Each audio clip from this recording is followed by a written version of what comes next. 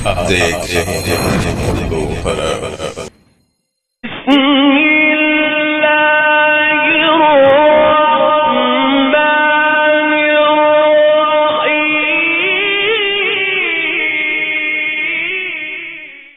अस्सलामु अलैकुम वरहमतुल्लाहि वबरकातुहू।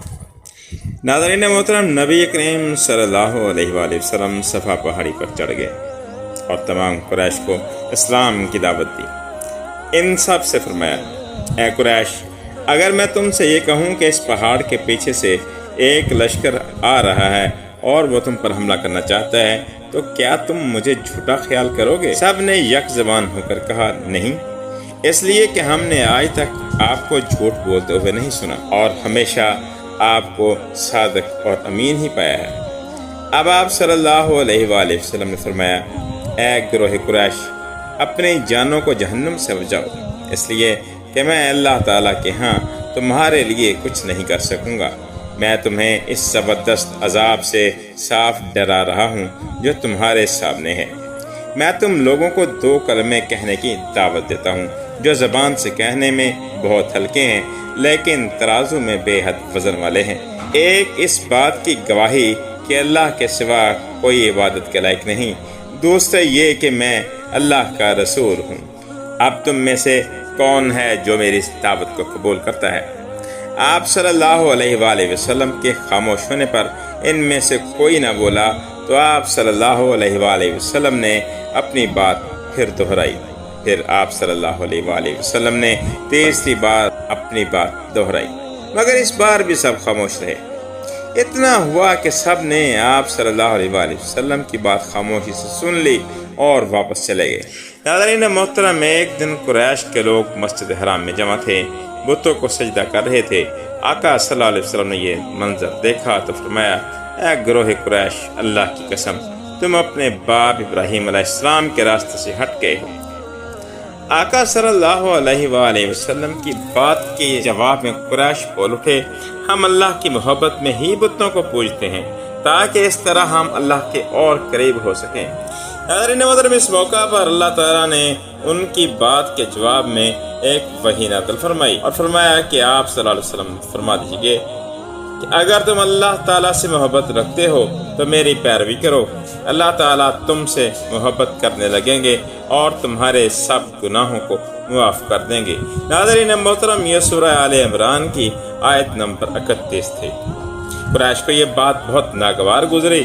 उन्होंने अबू तालिब से शिकायत की कि अबू तालिब, तुम्हारे भतीजे ने हमारे माबूदों को बुरा कहा है, हमारे दीन में ऐब निकाले हैं, हमें बेअक्ल ठहराया है, इसने हमारे बाप दादा तक को गुमराह कहा है। इसलिए या तो हमारी तरफ से आप निपटिए या हमारे और इसके दरमियान से हट जाइए, क्योंकि खुद आप भी इसी दीन पर चलते हैं जो हमारा है और इसके दीन के आप भी खिलाफ हैं। अबू तालिब ने इन्हें नरम अल्फाज में ये जवाब देकर वापस भेज दिया कि अच्छा, मैं इन्हें समझाऊंगा। इधर अल्लाह ताला ने हज़रत जिब्राइल अलैहिस्सलाम को आप सल्लल्लाहु अलैहि वसल्लम की खिदमत में भेजा। हज़रत जिब्राइल अलैहिस्सलाम नहायत हसीन शक्ल और सूरत में बेहतरीन खुशबू लगाए ज़ाहिर हुए और बोले, ए मोहम्मद सल्लल्लाहु अलैहि वसल्लम, अल्लाह ताला आपको सलाम फरमाते हैं और फरमाते हैं कि आप सल्लल्लाहु अलैहि वसल्लम तमाम जिन्नों और इंसानों की तरफ अल्लाह के रसूल हैं, इसलिए इन्हें कलमा ला इलाहा इल्लल्लाह की तरफ बुलाइए। ये हुक्म मिलते ही आप सल्लल्लाहु अलैहि वसल्लम ने कुरैश को बराह रास्त तबलीग शुरू कर दी और हालत इस वक्त ये थी कि काफिरों के पास पूरी ताकत थी और वो आप सल्लल्लाहु अलैहि वसल्लम की पैरवी करने के लिए हरगिज़ तैयार न थे। कुफ्र और शिरक उनके दिलों में बसा हुआ था। बुतों की मोहब्बत उनके अंदर सरायत कर चुकी थी। उनके दिल इस शिरक और गुमराही के सिवा किसी और चीज़ को कबूल करने पर आमादा नहीं थे। शिरक की ये बीमारी लोगों में पूरी तरह समा चुकी थी। आप सल्लल्लाहु अलैहि वसल्लम की तबलीग का ये सिलसिला जब बहुत बढ़ गया तो कुरैश के दरमियान हर वक्त आप सल्लल्लाहु अलैहि वसल्लम का जिक्र होने लगा। वो लोग एक दूसरे से बढ़ चढ़ कर आप सल्लल्लाहु अलैहि वसल्लम से दुश्मनी पर उतर आए। उर्दू अरब के मुअज़्ज़ज़ दोस्तों, आका सल्लल्लाहु अलैहि वसल्लम के कत्ल के मंसूबे तक बनने लगे। नाऊज़ु बिल्लाहि मिन ज़ालिक। वो लोग यहाँ तक सोचने लगे कि आपका मुआशरती बाइकाट कर दिया जाए, लेकिन ये लोग पहले ایک بار پھر ابو طالب کے پاس گئے اور بولے، ابو طالب، ہمارے درمیان آپ بڑے قابل، عزت دار اور بلند مرتبہ آدمی ہیں۔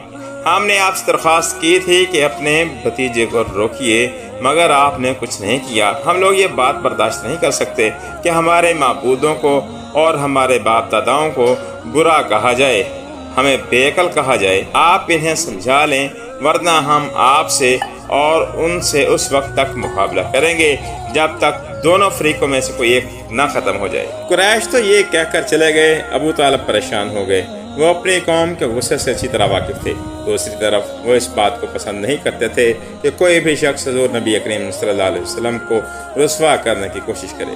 اس لیے انہوں نے نبی کریم صلی اللہ علیہ وسلم سے فرمایا، بھتیجے، تمہاری قوم کے لوگ میرے پاس آئے تھے، انہوں نے مجھ سے یہ کہا ہے، اس لیے اپنے اوپر اور مجھ پر رحم کرو اور مجھ پر ایسا بوجھ نہ ڈالو جس کو میں نہ اٹھا سکوں۔